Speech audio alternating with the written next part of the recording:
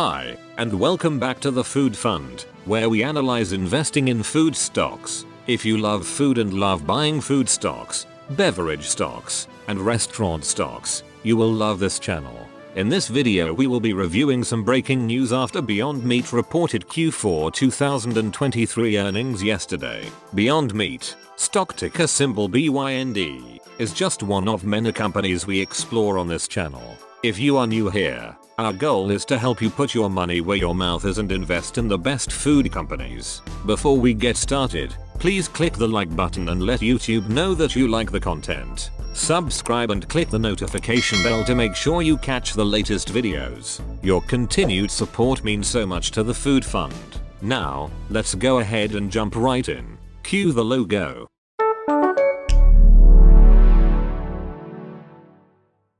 Well, Beyond Meat reported yesterday to much fanfare. They reported Q4 2023 net revenue of $73.7 million, down 7.8% from last year. This is not good news. Gross profit was -$83.9 million, meaning a gross margin of -114% compared to a gross margin of -4% last year. This is even worse news. Despite the bad news, the share price skyrocketed from about $7.52 to $15.50 in after-hours trading.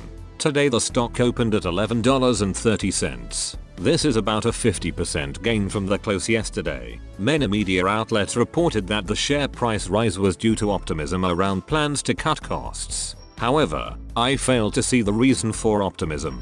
While we will do a deep dive into Beyond Meat's fundamentals in an upcoming video, one quick analysis I like to do is to evaluate the revenue, free cash flow, cash, and debt. These four metrics give me a pretty good understanding of a company at a glance. For Beyond Meat, the story that these metrics tell is not good. With revenue declining since 2021, the outlook for the company is dim. Remember, cost cutting does not spur revenue growth. Free cash flow has been improving since 2021 but is still negative and will be harder to achieve free cash flow positivity with declining revenue. Next, looking at cash on hand, we see an influx in 2021 that has rapidly deteriorated since. Cash on hand is now down to $191 million with cash burn for 2023 at $118 million.